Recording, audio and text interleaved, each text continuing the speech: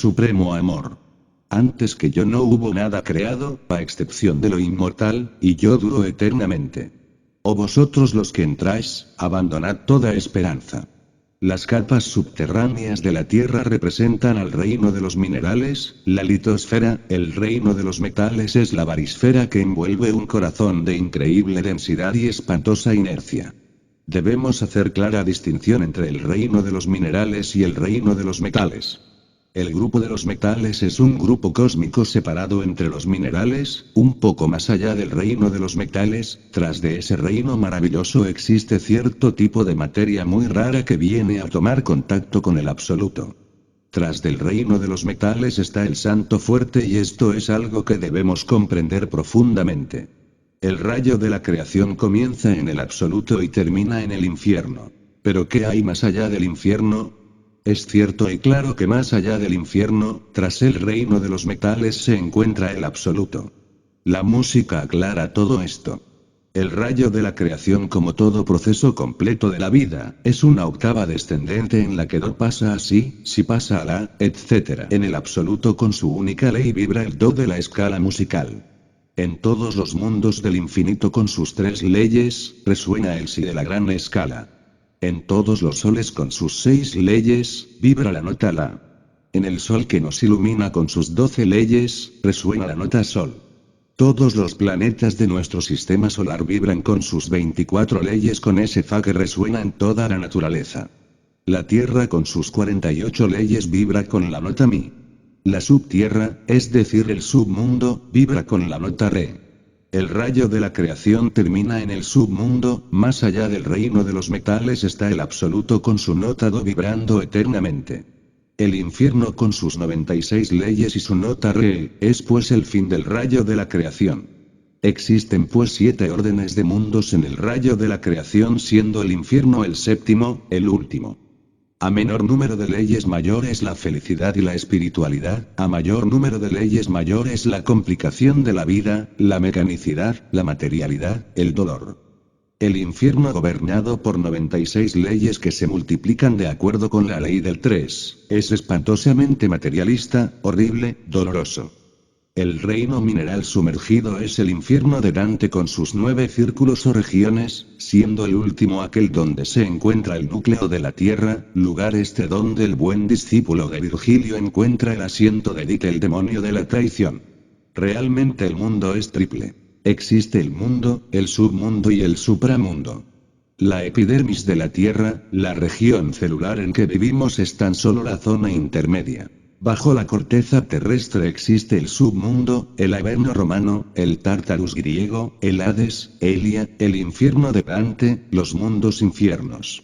Por encima de las regiones celulares se hallan los campos elíseos del supramundo, los reinos moleculares y electrónicos, los cielos, de Bachan, Amenti, paraíso, etc. Tal es el hermoso simbolismo pitagórico de los dos círculos cercantes. El de arriba o supramundo y el de abajo o submundo, dando lugar en su zona de intersección a una tercera región que es el mundo celular en que vivimos. El Sol, como gigantesco corazón cósmico de nuestro sistema solar, ilumina no solo la región celular en que vivimos, sino también el submundo y el supramundo.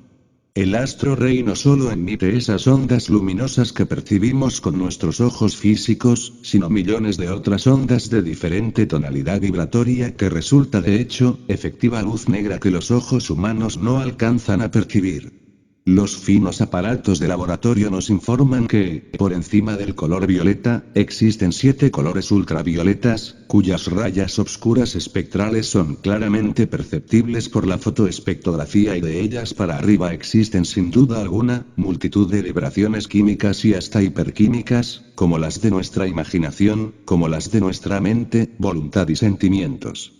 Por otra parte, los científicos saben muy bien que, del rojo para abajo, el Sol lanza ondas caloríficas de los rayos décimo, electromagnéticas, etc., que fuera de toda duda serían de hecho, luz plena si los seres humanos tuvieran desarrollado ese tercer ojo de los lacértidos citados por Homero en la Odisea.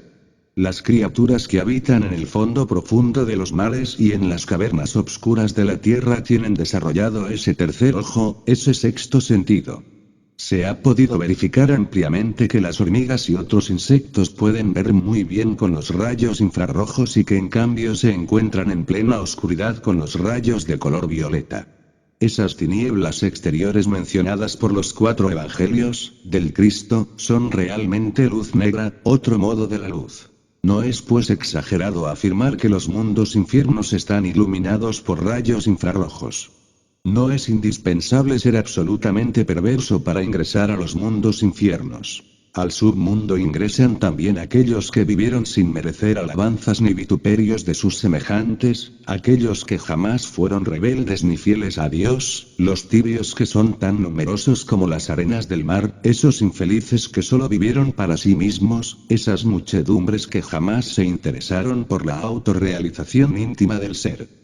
Al submundo ingresan las multitudes que caminan tras la bandera de Esaú, los ruines, esos que han cambiado sus derechos de primogenitura por un plato de lentejas, esos que dicen, primero voy a conseguir dinero y después si me queda tiempo buscaré a Dios.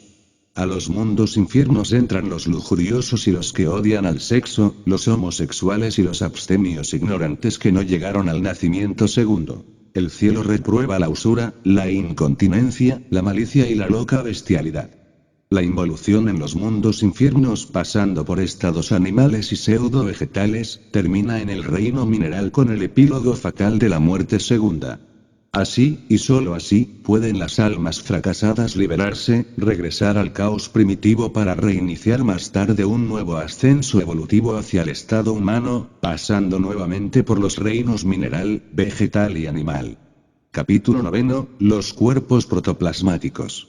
Los hombres de ciencia han podido comprobar que los metales también están expuestos a la enfermedad y la muerte. Determinados venenos pueden producir enfermedad y muerte en los metales. El doctor Arnoldo Krumheller, Huiracocha, médico coronel del ejército mexicano y profesor de medicina de la Universidad de Berlín, dijo en su novela Rosa Cruz que todo átomo es un trío de materia, energía y conciencia. Nosotros los gnósticos sabemos que las partículas subatómicas poseen conciencia. Nosotros los gnósticos afirmamos enfáticamente que las características eléctricas y gravitatorias de una partícula cualquiera, representan sus cualidades mentales. La sustancia de la mente existe en todos los reinos de la naturaleza, incluyendo los reinos mineral, vegetal, animal. La única diferencia que existe realmente entre las bestias y el animal intelectual equivocadamente llamado hombre, consiste en que este último convirtió a la mente en intelecto. Vida y conciencia existen también bajo cierta forma en las partículas elementales de la naturaleza.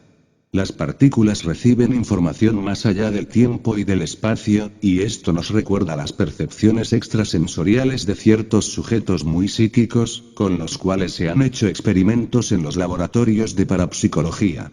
Cuando un electrón y un positrón se aniquilan para liberar energía, 2 rayos gamma se producen, estos se hallan íntimamente relacionados entre sí, y cuando uno de ellos sufre transformación, el otro recibe inevitablemente su influencia sin que ningún nexo físico ordinario exista entre los 2 fotones gamma.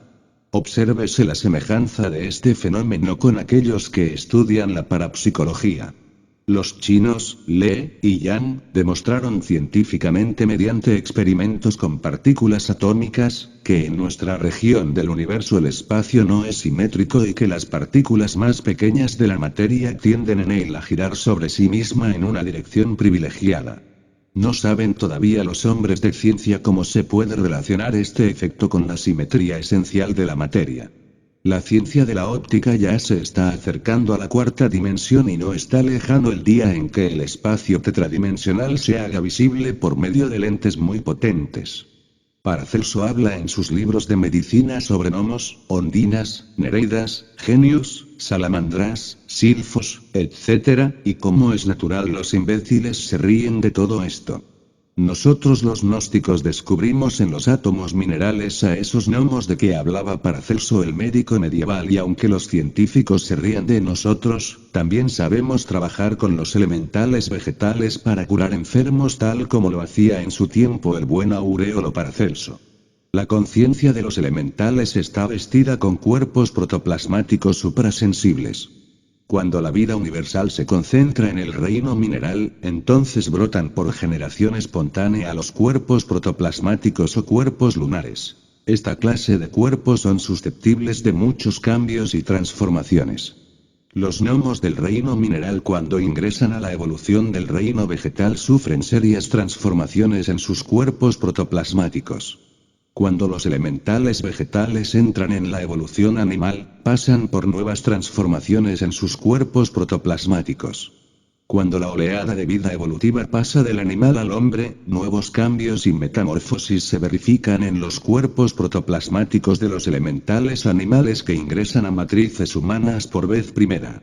Los cuerpos internos que estudian las escuelas pseudo-esotéricas y pseudo-ocultistas, son propiedad común de todas las bestias de la naturaleza, son los cuerpos lunares o cuerpos protoplasmáticos.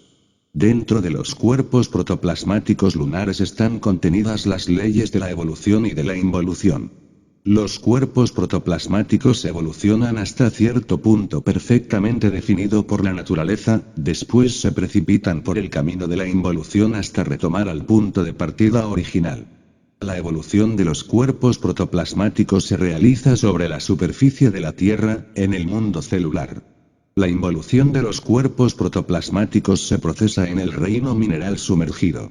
No es extraño que los cuerpos protoplasmáticos inicien su involución en el mundo celular, pero sus complejos procesos involutivos se desenvuelven en el submundo. La muerte del cuerpo físico jamás puede destruir los cuerpos protoplasmáticos, estos continúan en el mundo molecular. Los espiritistas hablan mucho sobre el periespíritu y este en sí mismo está constituido por los cuerpos protoplasmáticos. El ectoplasma, la materialización de los cuerpos lunares se ha realizado en algunos laboratorios científicos con pleno éxito y hasta se ha podido fotografiar tales cuerpos protoplasmáticos. El alma embrionaria que todo ser humano lleva dentro, está vestida con los cuerpos protoplasmáticos. El animal intelectual equivocadamente llamado hombre, es una máquina necesaria para la economía de la naturaleza. La evolución de los cuerpos protoplasmáticos es necesaria hasta aquel punto en que la máquina pueda funcionar correctamente. La máquina humana recibe y transforma automáticamente ciertos rayos cósmicos que luego transmite inconscientemente a las capas interiores de la Tierra. Todo animal y toda planta realiza en forma inconsciente esta misma función y el animal intelectual no podía ser una excepción. Cada animal y toda planta según su especie capta y transforma para bien del organismo planetario en que vivimos, definido tipo de rayos cósmicos, algunos captan vibraciones de la misma Tierra, rayos terrestres que deben ser transformados y transmitidos nuevamente a la Tierra. Otras familias vegetales y animales tienen la misión de recibir y transformar rayos solares que luego la Tierra recibe ávidamente. Existen también múltiples familias vegetales y animales que reciben, transforman y transmiten al interior del organismo terrestre, rayos cósmicos del gran infinito. Los cuerpos lunares involucionantes repiten los procesos vividos de la naturaleza pero en forma invertida. Esto significa revivir en forma retrospectiva todo el pasado humano, animal, vegetal y mineral. Cuando los cuerpos lunares protoplasmáticos regresan al punto de partida original situado en el reino mineral como punto básico de la escala, entonces estos cuerpos se reducen a polvareda cósmica. La destrucción de los cuerpos protoplasmáticos es indispensable para liberar a las almas perdidas. Estas últimas retornan al caos primitivo original desde donde tendrán que levantarse nuevamente hasta alcanzar el estado humano otra vez, después de haber repetido el larguísimo y milenario ascenso evolutivo que se desarrolla a través de los reinos mineral, vegetal, animal y humano. La destrucción de los cuerpos protoplasmáticos lunares en los mundos infiernos es infinitamente dolorosa y el Dante la simbolizó maravillosamente en su Divina Comedia. Es un constante caer hacia atrás, hacia el pasado en regiones cada vez más y más densas donde solo se oye el llanto y el crujir de dientes. Capítulo 10. El yo pluralizado. El organismo de ese bípedo tricerebrado equivocadamente llamado hombre, es una máquina preciosa, con 5 centros psicofisiológicos maravillosos. El orden de dichos centros es el siguiente: intelecto, emoción, movimiento, instinto y sexo. Cuando uno se autoobserva profundamente, llega a la conclusión lógica de que aunque cada uno de los 5 centros penetra todo el organismo, tiene sin embargo, su punto básico,